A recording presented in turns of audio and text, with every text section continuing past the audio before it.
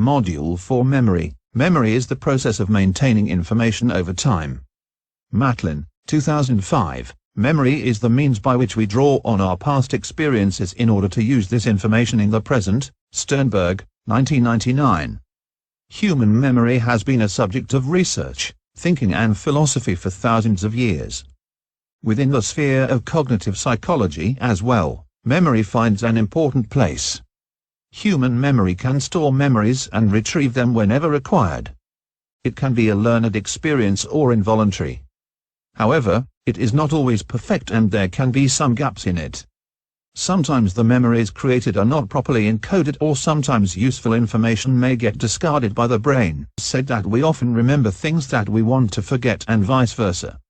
Information stored in our brain can be categorized into two specific areas: explicit memory, implicit memory. Explicit memory stores memory that we make a conscious effort to store and use at a later time. To store the information we often need to make great efforts. Studying for an exam, learning the lyrics of a favorite pop song can be some examples of explicit memory. In contrast, implicit memory is known to store information that is trivial, unnecessary, and often useless. Also, one doesn't need to make great efforts or conscious efforts, and this is unintentional. Mainly three reasons are determined as to why people fail to recall certain memories or information. They may have not properly absorbed the information. The information, though originally absorbed properly, was lost somehow in format. For psychologists, the term memory covers three aspects of image processing, namely encoding, storage and retrieval. When sensory organs send information to the brain and the brain receives the information, it is changed into specific form that the system can store it nicely and correctly. This is done through the stage of encoding. Next comes the stage of memory storage, wherein the information after encoding is stored. The duration of the memory, the quantum of the details in a memory, and what kind of information needs to be stored is all determined in this stage of memory. It could be either categorized as short-term memory and long-term memory. This affects the retrieval of the memory and how the next stage of memory handles it. The final stage of the memory is the retrieval. The way the memory is stored aids the retrieval. When we are asked to retrieve something, the difference between STM, short-term memory, and LTM, long-term memory, becomes clear. STM is stored and retrieved sequentially. For example, if a group of participants are given a list of words to remember, and then asked to recall the fourth word on the list, participants go through the list in the order they heard it in order to retrieve the information. LTM is stored and retrieved by association. This is why you can remember what you went upstairs for if you go back to the room where you first thought about it. The sensory memory retains an impression longer than is required, and this gives the brain time to register and process the information. Working memory has a great deal more stamina than sensory memory. There are limitations, as working memory lasts for a short period of time, approximately 20 seconds. Working memory sorts through information transferred from long-term memory or from sensory memory. It is processed into relevant or familiar patterns for recall later. Your working memory also saves your most recent experiences.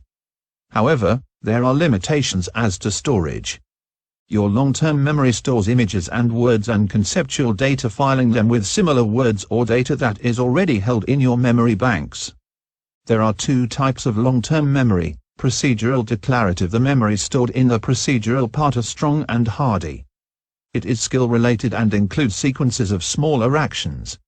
This is the reason that if you suddenly use a skill set that you have not used for a very long time, the memory is restored quickly and you can use the memory to function that action. Declarative memory is made with conscious efforts and only involves facts. There are two forms of declarative memory: episodic and semantic memory. Thoughts, feelings and emotions that pertain to certain events or are associated with are stored as episodic memory. In contrast to episodic memory, semantic memory stores words, concepts and meaning of words. Often we think of flagging a memory or difficulty to retrieve memories as being age-related. But in actuality, the aging process has very little to do with the retrieval of memories.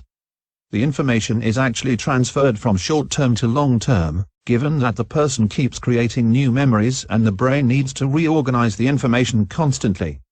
The mind consistently makes new memories and organizes and reorganizes them constantly. This means that over time the memories changes or gets modified. Experience of past and present changes it, and it can even change in the future as you gain newer experiences. Sleep affects memory consolidation. During sleep, the neural connections in the brain are strengthened. This enhances the brain's abilities to stabilize and retain memories. There have been several studies which show that sleep improves the retention of memory, as memories are enhanced through active consolidation. System consolidation takes place during slow-wave sleep, SWS. This process implicates that memories are reactivated during sleep, but that the process doesn't enhance every memory. It also implicates that qualitative changes are made to the memories when they are transferred to long-term store during sleep. Hippocampus stores the entire day's memories. When the person is asleep, these memories are moved to long-term storage in the neocortex. Therefore, sleep plays a very important role in the creation of new memories. It is often said that taking naps between lessons can vastly improve the learning process and help students in remembering lessons easily. Sleep enables the information to be consolidated and stored much more efficiently in the long-term memory banks. Research has also shown that taking nap breaks or sleep breaks can help avoid interference. This is when a new task is followed by a secondary task without sleep. The memory can get chaotic and mixed up. This has led us to believe that short daytime naps in between learning can aid retrieval of the information better and enables less interference.